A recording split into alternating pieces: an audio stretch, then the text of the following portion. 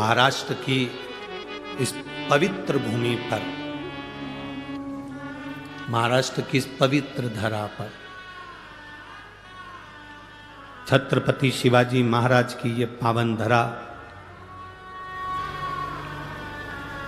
बाला साहेब ठाकरे जी की यह पवित्र भूमि, जिस पर विधर्मी केवल बाला साहब ठाकरे एक बार निकल कर चले जाते थे तो विधर्मियों ने अपने अपने कमरे छोड़कर बाहर भग जाते। अगर अस्तित्व ग्रहण कर रहे हो तो ये विश्वास मानकर चलना, ये भूमि ने अगर असुरों को दिया, राक्षसों को दिया, तो देवताओं को भी दिया है।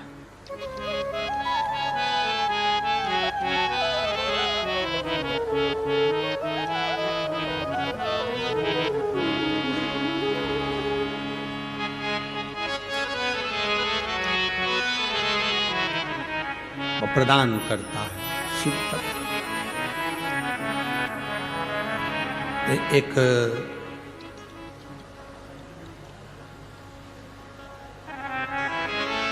केवल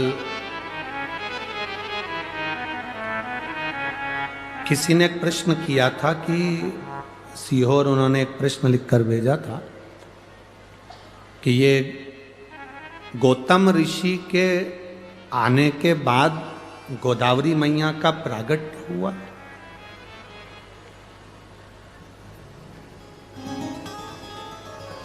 गौतम ऋषि के आने के बाद गोदावरी मैया का प्रागट्य हुआ है।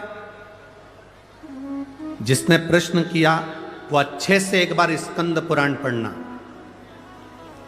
ब्रह्म वैवर्त पुराण पढ़ना, अच्छे से लिंग पुराण का स्मरण करना। आपको ज्ञात होगा स्कंद पुराण के अंदर कि ये गोदावरी केवल गौतम बाबा के बाद की नहीं, ये गोदावरी तो गंगा है, और गंगा केवल गौतम ऋषि के सम्मुख में तो इस गंगा का नामकरण हुआ है, बाकी के गंगा तो महादेव की अविरल, इस गोदावरी तो बहती रही है। गोदावरी तो बहती रही है। क्या गौतम बाबा ने इस गंगा को बुलाया? गंगा का नामकरण गौतम बाबा ने करा। ये तो अविरल गंगा है गोदावरी, एक युग में नहीं, कई युगों से बहती आ रही है, कई युगों से। तो उस कई युगों से एक कथा आती है, आप लोगों ने सुना होगा। महिषासुर एक असुर था, सुनिए कथा, जम के बोलो जरा, सुनिए ना। महिषासुर की किसने मारा था उसको? महिषासुर का वध किसने किया था? माँ दुर्गा भवानी ने। उसका नाम क्या हो गया था फिर? महिषासुर मर्दनी, माँ जगतजननी दुर्गा। महिषासुर की एक बहन थी। देव दीपावली शिव महापुराण की कथा सुन रही, बड़े भाव से सुनना। महिषासुर की एक बहन थी जिसका नाम था महिषी। क्या नाम था उसका? महिषी। अब महिषासुर मर गया, महिषी अकेली रह गई, और महिषासुर का संहार स्वयं जगदम्बा ने, दुर्गा भवानी ने कहा करा। और तेरे भक्त जनों पर माता भीड़ पड़ी है भारी, और दानव दल पर टूट पड़ो मां करके सवार। सो सिंगों से तू बलशाली, अष्ट भुजाओं वाली, दुखियों के दुख हारे। ओ मैया हम सब उतारे तेरी पारे।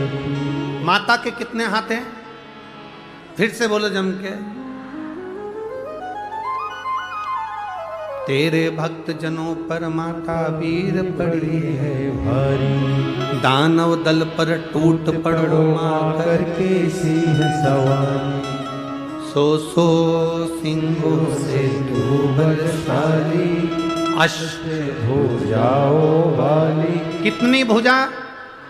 8। देवी जी की 8 भुजा क्यों होती है?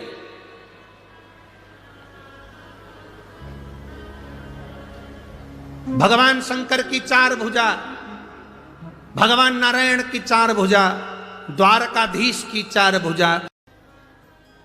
महाराज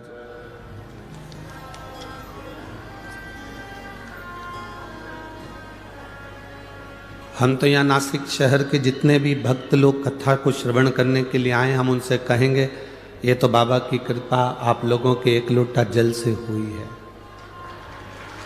जो आप लोगों ने एक लोटा जल चढ़ाया था ना, ये उसकी कृपा है जो शिव महापुराण की कथा मिली आपको। बोल बम का नारा है, बाबा एक सहारा। और जब तक उसका सहारा आपके साथ है, आपको घबराने की कभी जरूरत नहीं है। बिल्कुल मत घबरा।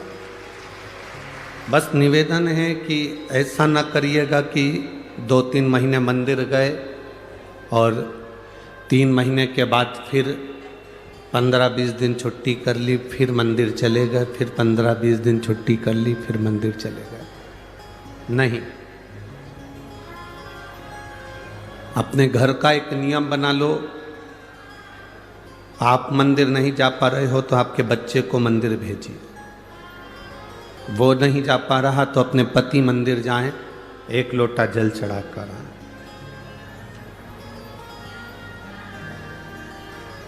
एक नियम बनाओ।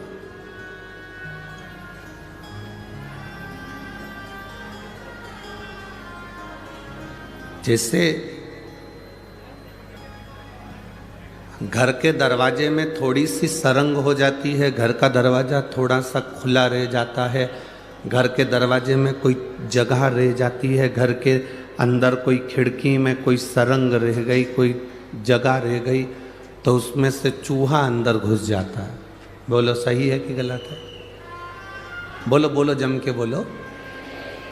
छिपकली अंदर घुस जाती है, छछूंदर अंदर घुस जाती है। दरवाजे में कोई सरंग रह गई, खिड़की में कोई सरंग रह गई, दरवाजे में कोई गैप रह गया, खिड़की में कोई गैप रह गया, तो उसमें चूहा, छिपकली, छछूंदर, काकरोच ये सब अंदर घुस जाते हैं। दरवाजे में गैप हुआ तो चूहा, छछूंदर, काकरोच अंदर घुस गए, प्रवेश कर गए। खिड़की में गैप हुआ तो कीड़े मकोड़े अंदर प्रवेश कर गए, छिपकली अंदर घुस गई, चूहा घुस गया, छछूंदर, काकरोच, कीड़ा अंदर घुस गया। आपके जल चढ़ाने में, मंदिर जाने में गैप हो जाता है तो पाप हमारे अंदर वापिस प्रवेश कर जाता है। गैप मत होने दो। अपन मंदिर नहीं जा रहे तो अपने बेटे से कहो जरा एक लोटा जल चढ़ा कर। आप भगवान के दरवाजे तक नहीं जा पा रहे तो परिवार का कोई व्यक्ति मंदिर तक जाए, शिव जी को एक लोटा जल चढ़ा कर। गैप ना करिए। सरंग रह जाएगी, खुला रह जाएगा, छोटा सा गैप हो जाएगा तो उसमें से पाप भी हमारे अंदर प्रवेश कर सकता। पाप को प्रवेश का मौका मत दो कि पाप हमारे अंदर प्रवेश करे।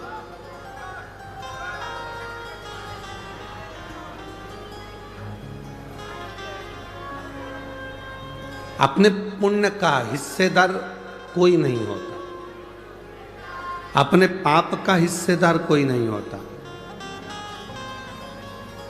सब हमारा ही है।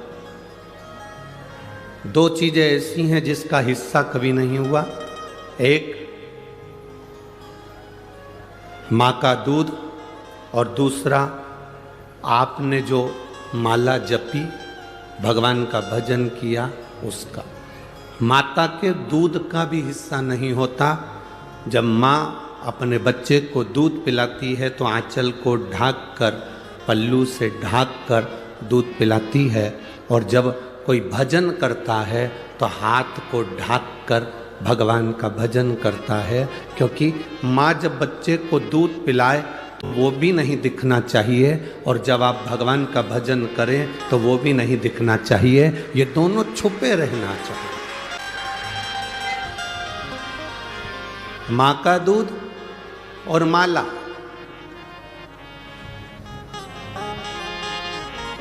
ये दोनों का कोई हिस्सा नहीं। माता के दूध का भी हिस्सा नहीं होता। छोटा सा बच्चा दूध पी रहा है और उसका बड़ा बहन अगर खड़ी हुई है 8 साल की, 9 साल की, 7 साल की, तो वो कभी नहीं कहेगी कि माँ तो इसको दूध पिला रही है तो मुझको भी दूध का पान करा, मैं भी तो तेरी बेटी हूं। माँ कहेगी मैंने तुझे जब तू जन्म ली थी तब मैंने तुझे दूध का पान कराया था, अभी इसका हक है, अभी इसका हक है, इसलिए ये दूध पी रहा। माता के दूध का कभी बंटवारा नहीं होता।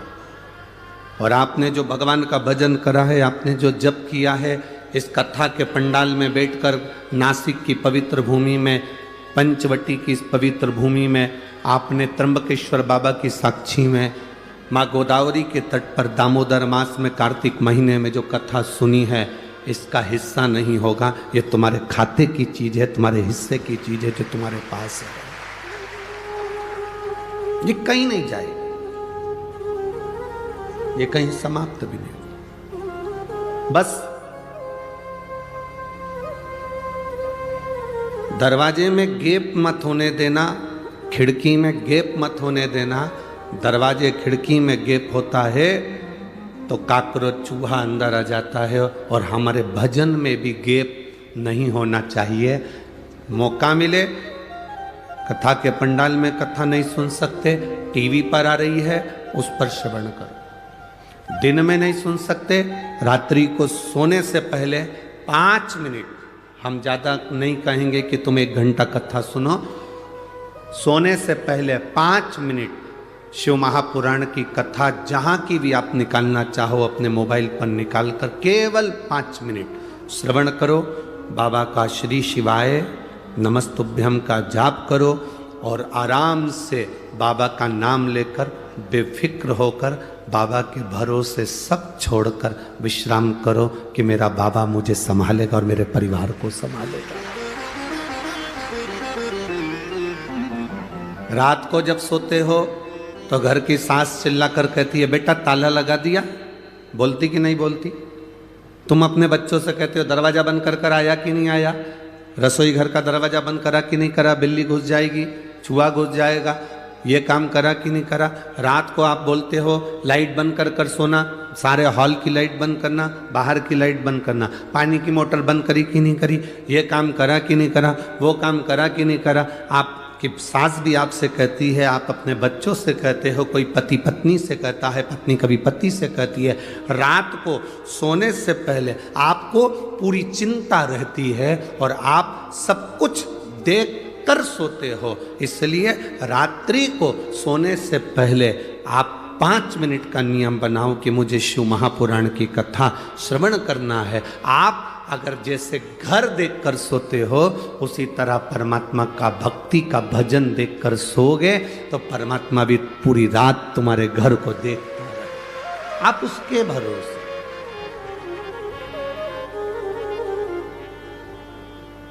मेरे बाबा दया करना, मैं तेरे भरोसे हूँ। भोले बाबा दया करना, मैं तेरे भरोसे हूँ। ना घर के भरोसे हो, ना परिवार के भरोसे हो, मेरे बाबा दया करना।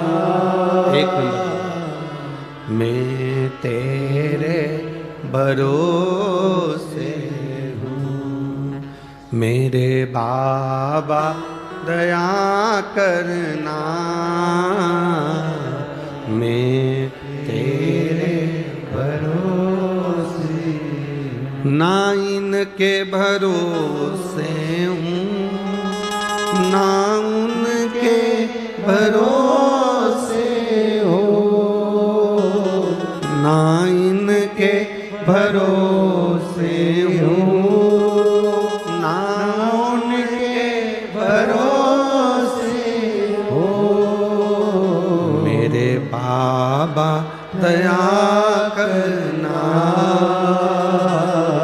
मैं तेरे भरोसे हूँ।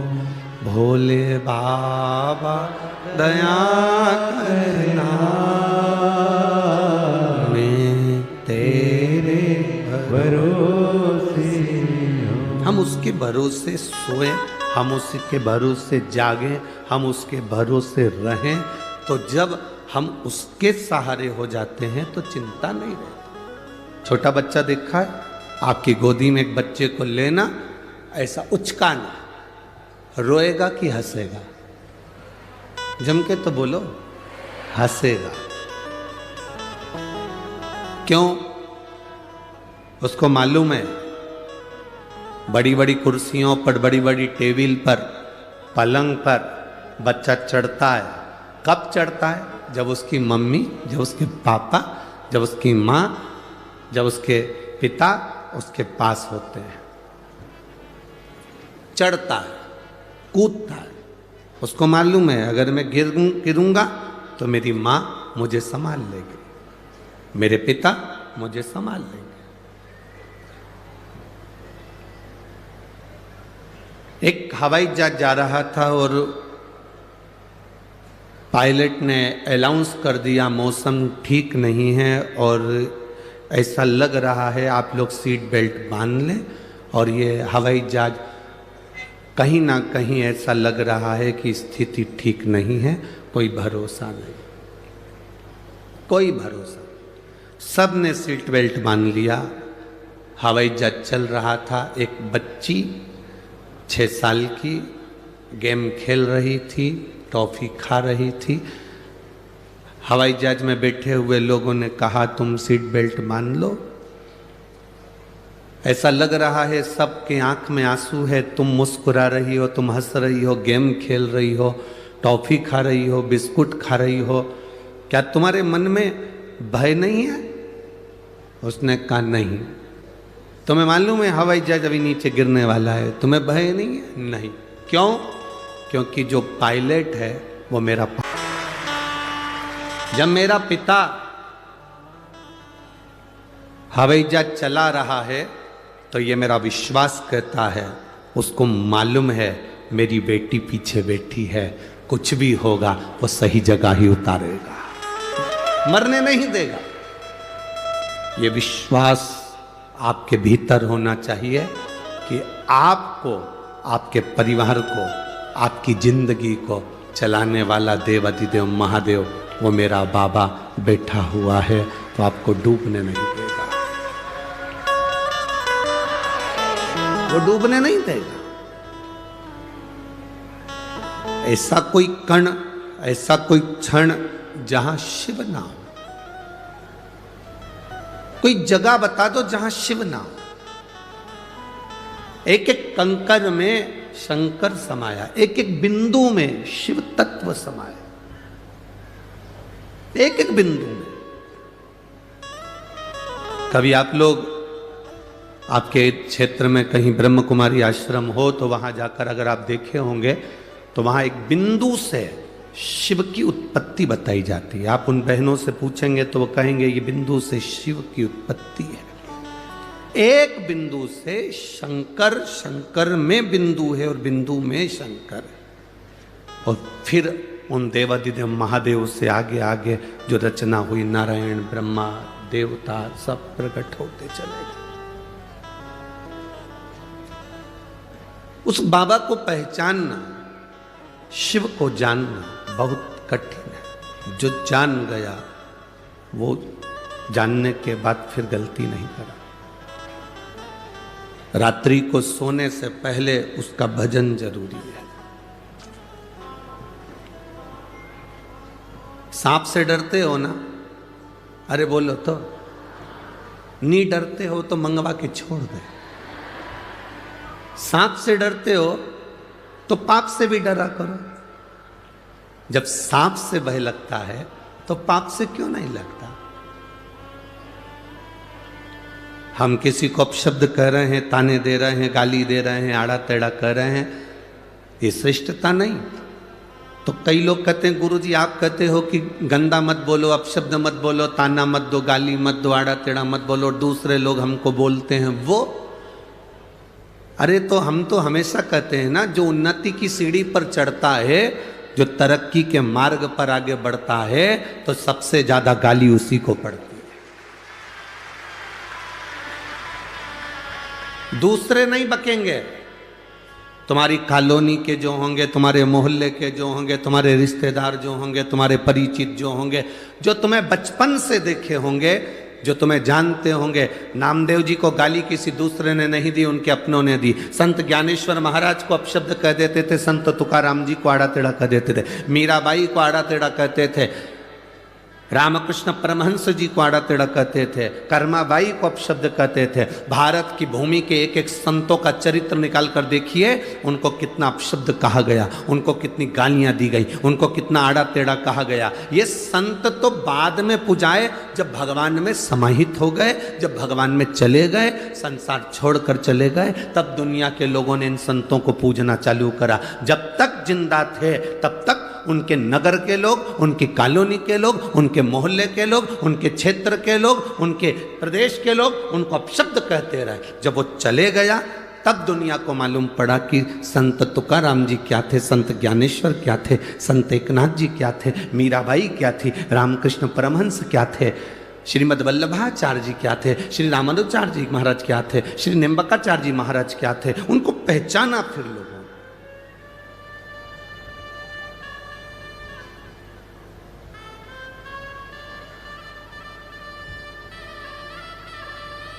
चर्चा किसकी होती है? जो मर गया उसकी कभी चर्चा होती है क्या? अरे जम के तो बोलो।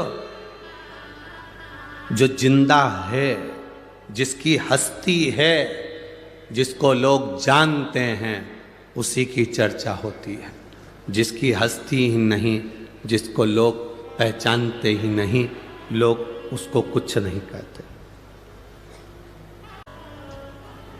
जितनी गाली दुनिया में किसी को नहीं पड़ती होगी, उतनी गाली बेचारे मोदी को पड़ती होगी।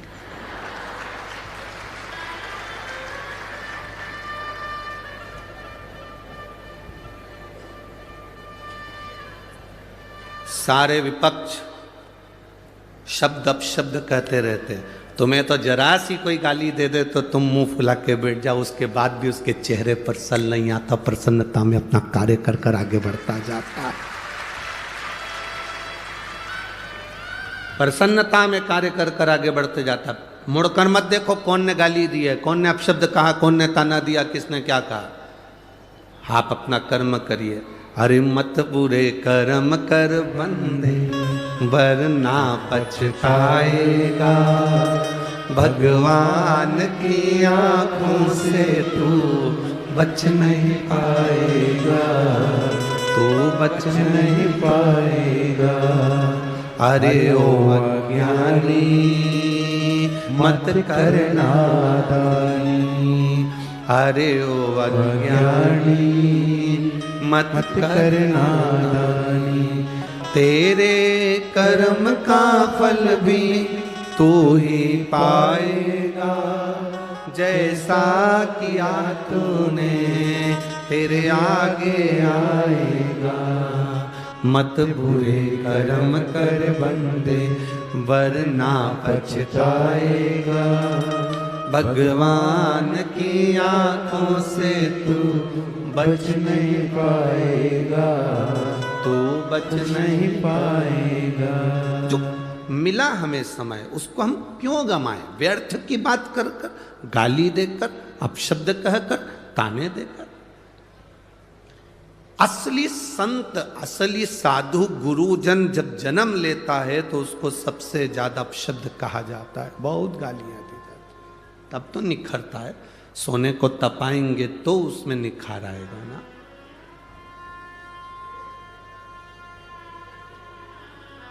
जब तक निखारेंगे नहीं तब तक उसका रस तत्व प्राप्त नहीं होगा। मीराबाई जहां रहती थी आसपास के लोग मीरा को गालियां दिया करते थे, अपशब्द कहते थे। कर्मा जहां रहती थी वहां लोग उनको अपशब्द कहते थे। जो आता था वह हंसी उड़ा कर ताना देकर उनके परिचित भी उनको अपशब्द कह देते थे। बाद में चले गए जब उनके महत्व को जाना कि मीरा, कर्मा, नरसिंह मेहता, नामदेव, ध्रुव, प्रहलाद क्या थे। प्रहलाद को अपशब्द कहे, ध्रुव जी को अपशब्द कहे। जब चले गए तब मालूम पड़ा कि ये थे क्या, है क्या।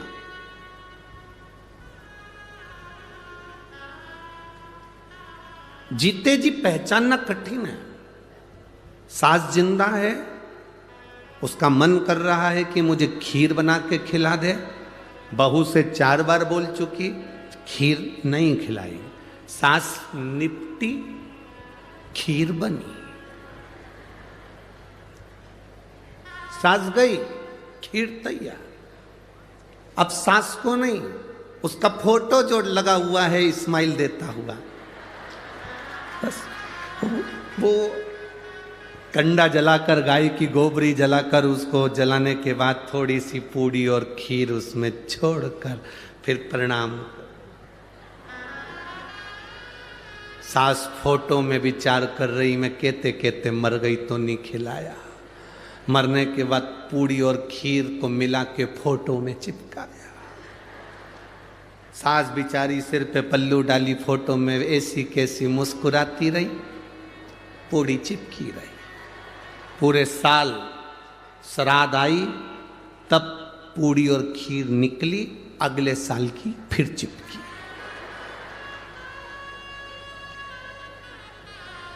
चिपक गई, फिर अगला साल आएगा, फिर खीर पूड़ी चिपक जाएगी, फिर चिपके। अब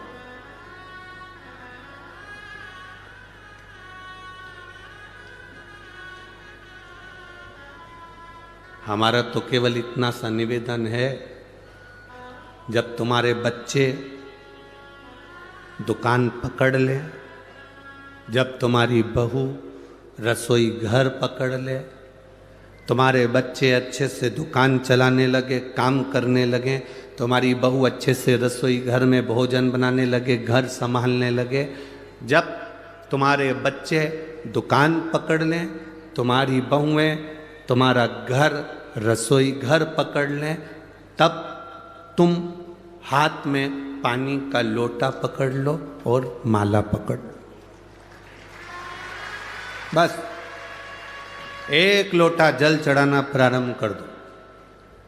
नी पकड़ोगे, 2-4 कदम चलने की आदत डालो। दिन भर सोफे पर पड़े रहते हो, मोबाइल रिमोट हाथ में पड़ा रहता है, पड़े पड़े घर में शरीर में बीमारी बढ़ती चली जाती है। दूध वाला दूध देने आता है, घंटी बजाता है तो भी नौकर जाता है। कोई आया तो नौकर दरवाज़ा खोलता है, भोजन वाली, कपड़े वाली, बर्तन वाली, भांडे वाली सब आती है। तुम अकेले केवल मोबाइल और टीवी, इसके सिवाय डेंटिंग, पेंटिंग और कुछ भी। शरीर बेकार हो जाएगा, कोई काम नहीं आएगा। कम से कम 1 लोटा पानी लेकर जब तुम शंकर जी के मंदिर में चलकर जाओगी, पैदल चलकर जाओगी, तो लोग ये जान भी जाएंगे कि हमारे नगर की सेठानी कम से कम मंदिर आती है, और शरीर भी ठीक रहेगा और बाबा की शरणागति रहेगी। तुम्हारे बेटे दुकान पकड़ लें, तुम्हारी बहुएं घर पकड़ ले, रसोई घर पकड़ ले, तो तुम हाथ में 1 लोटा जल और हाथ में माला पकड़ लो। ये 2 चीज अगर नहीं पकड़ पाए तो फिर पलंग पकड़ लो।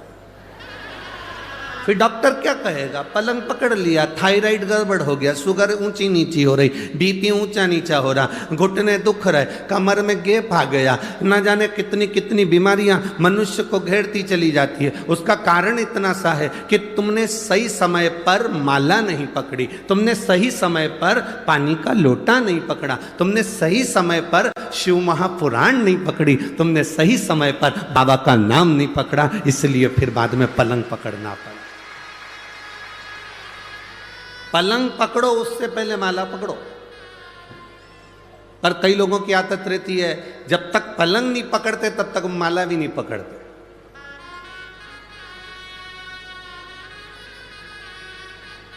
डॉक्टर ने कहा थोड़ा घूमा करो, कितना घूमती हो? जाया करो घूमने, बीमारी बढ़ रही है। अब घूमने जा रही है, डॉक्टर कहा तब घूमी, पहले घूम लेती ना। पलंग पकड़ा तब माला पकड़ी तो मतलब कुछ नहीं है।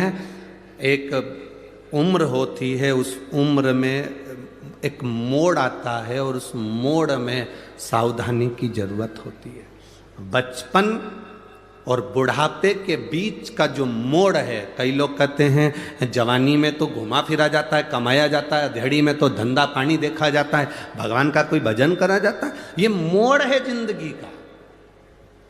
अब तुम्हारे यहाँ शादी में मोड़ बनता है कि नहीं बनता वो हमको नहीं मालूम। हमारे यहाँ तो हाँ, जो शादी होती है तो दूल्हा को भी एक यहाँ पर मोड़ बांधते हैं और दुल्हन को भी एक यहाँ पे मोड़ बांधते हैं। तुम्हारे यहाँ बांधते? अरे बोलो तो जम के। बांधते ना मोड़। मोड़ क्यों बांधते हैं? और मोड़ बांधते हैं तो मोड़ बांधने का कारण केवल इतना है कि अब तो ये मोड़ तेरे सर पर बांधा गया है, बहू के सिर पर मोड़ बांधा गया है। मोड़ बांधने का मतलब ये है कि अब तुम्हारी लाइफ में, तुम्हारी जिंदगी में एक मोड़ आने वाला है, उस मोड़ में सावधान रहना, नहीं तो जिंदगी नरक हो जाएगी। इसलिए मोड़ बांधा जाता है। जैसे ही आप यहां से जाओ, नासिक से जाओगे, अगर आप सीहोर के लिए जाओगे तो बीच में बहुत सारे मोड़ पड़ेंगे, तो लिखा रहता है मोड़ है सावधान।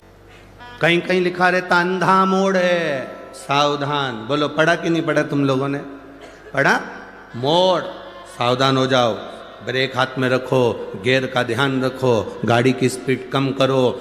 मोड़ है, मोड़ पर ध्यान रखना पड़ता है। उसी तरह बचपन में इतना ध्यान रखने की जरूरत नहीं, बुढ़ापे में इतना ध्यान रखने की जरूरत नहीं। जब बचपन धीरे धीरे निकल रहा हो और आप थोड़े से बड़े होते चले जा रहे हैं, तब तुम्हारी जिंदगी में मोड़ आएगा। उस मोड़ में तुम गुटखा, तंबाकू, सिगरेट, बीड़ी और गलत गलत मदिरा की बोतल नहीं, हाथ में एक लोटा जल पकड़ना, वो मोड़ तुम्हारी जिंदगी का सुख दे जाए। लाइफ में मोड़ आता है, जिंदगी में मोड़ आता है। ऐसा कोई व्यक्ति नहीं जिसकी जिंदगी में मोड़ नहीं आया। जब रोड पर मोड़ आता है तो मोड़ आएगा। शादी हुई तो मोड़ बांध दिया कि मोड़ आएगा। जिंदगी में कोई अपशब्द कहे, ताना दे, गाली दे, तुम बहू बनकर जा रही हो, ध्यान रखना मोड़ बांधा है। जिंदगी में मोड़ आएगा। कोई ताना भी दे तो बिल्कुल सहन लेना, कोई अपशब्द भी कहे तो सह लेना, कोई आड़ा टेढ़ा बोले तो सह लेना।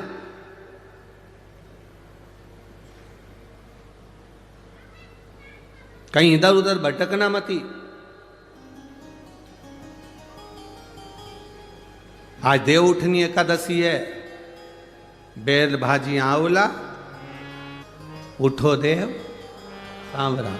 देवता उठेंगे, तुम्हारे यहाँ के भी देवता बहुत सारे उठेंगे और बहुत शादियां होंगी, बहुत शादियां। विवाह चालू आज से हो जाए। उनको समझाना जिंदगी में मोड़ आए तो सावधान रहे। आते मोड़। माता अहिल्या को देखकर ब्राह्मण की धर्म पत्नियों ने अपशब्द कह दिया, जब उनके बस की नहीं रही। अब देखो, माता अहिल्या के पास में रहती हैं ब्राह्मण, उनके नजदीक में रह रहे हैं ब्राह्मण और ब्राह्मण की पत्नियां, बिल्कुल लगा हुआ घर है। कोई संत, कोई सदगुरु के पास में जो रहता है, फिर वही कथा कह रहे हैं, स्मरण में रहे। तीन को समझाना सबसे कठिन काम है। एक अपनी पत्नी को, दूसरा अपने पुत्र को और तीसरा अपने पड़ोसी को। समझाना कठिन है। पत्नी को समझाना भी कठिन है, पुत्र को समझाना कठिन है।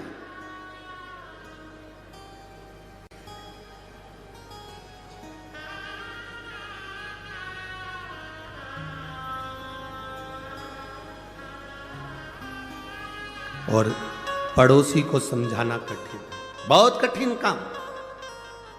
ये पड़ोसी, ये रिश्तेदार, नातेदार जो आसपास में रह रहे हैं, वो आपके लिए अच्छा बहुत कम मात्रा में बोलेंगे, इतना स्मरण रखना।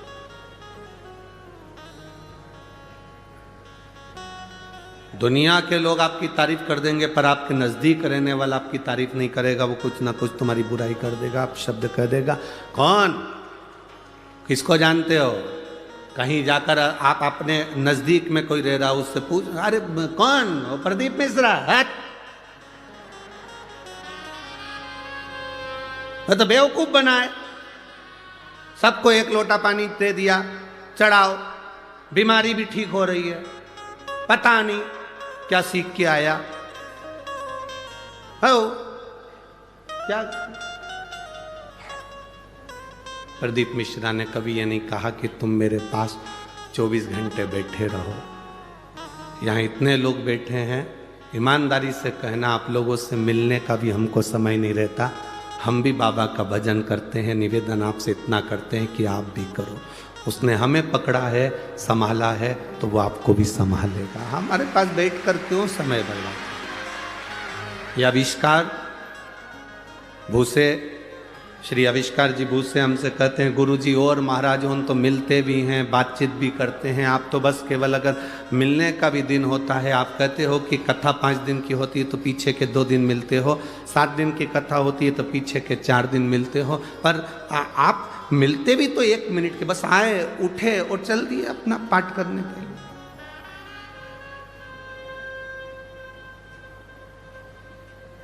अच्छा, ईमानदारी से बोलो, तुमको हम समय देंगे,